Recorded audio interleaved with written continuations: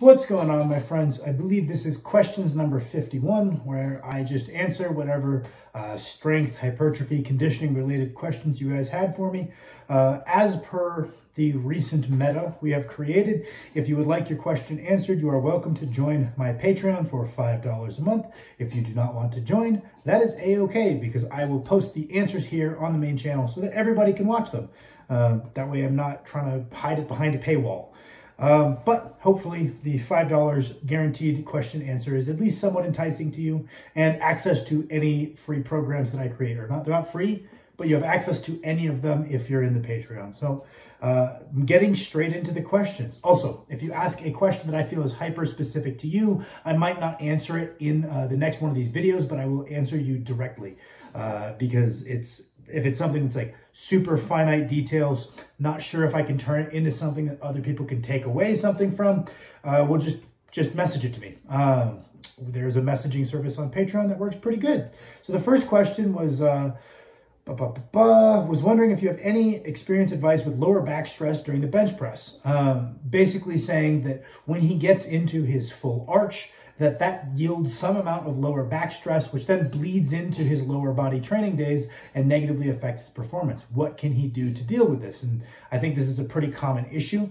I've got a kind of a general checklist that if one of my clients comes to me with this as an issue, we kind of work our way down the checklist. So we're going to go bottom up. The first thing that jumps into my head that often is a solution is doing the couch stretch and stretching out your hip flexors a little bit more. That way, when you go to extend, you can get a greater amount of extension at the hip joint and maybe require a little bit less extension at the lumbar spine.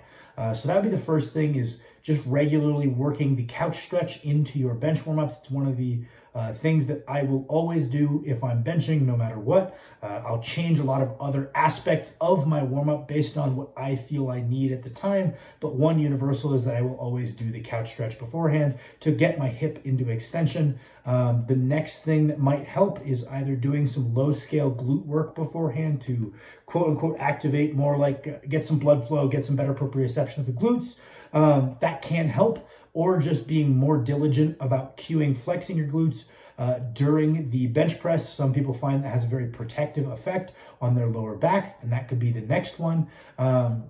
Some people find that cueing a little bit more of a traditional brace or wearing a belt will decrease the amount of lower back fatigue they experience during their next lower body training session. And then the two most important ones that are a little bit more conceptual, but usually are the end-all be-all solution if someone's really diligent about improving at these two kind of cues. The first one is, rather than thinking about wedging and jamming yourself into your arch, you're going to think about pulling yourself into your arch using the muscles that pull you into that position.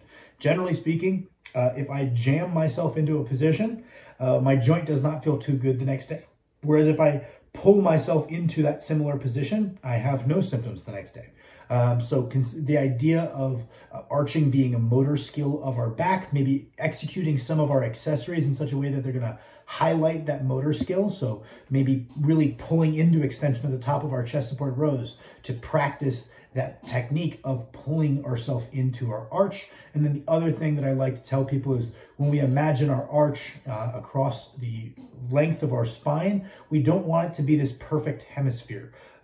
We want it to be a little higher on one end and a little bit more sloped on the other, right? Because our thoracic arch is a lot more important to our bench press than our lumbar arch, because the only point that really matters if we raise it up is where the bar is touching. If our belly is even higher, that doesn't really give us any competitive advantage within the bench press. If anything, that additional lumbar arch is just making it so your leg drive is harder to direct in the way you want. So really trying to prioritize thoracic arch over lumbar arch, and knowing that that's the part that's probably a little bit more important, rather than just chasing as much spinal extension as you possibly can.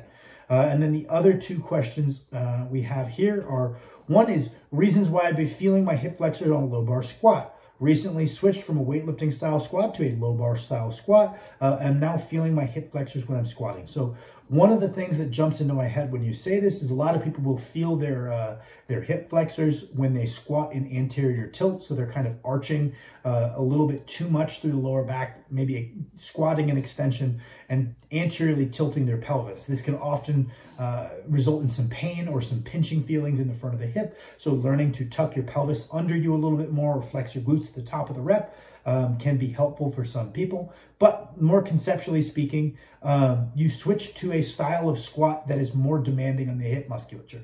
What do I mean when I say hip musculature? We're just going to say kind of everything that surrounds that joint. So just like there's a bunch of things that we might be referring to, different muscle fibers of the deltoid we might be referring to when we say the shoulder, we kind of mean everything that's acting on that joint. So we're going to say hips, right? Glutes, adductors, hip flexors.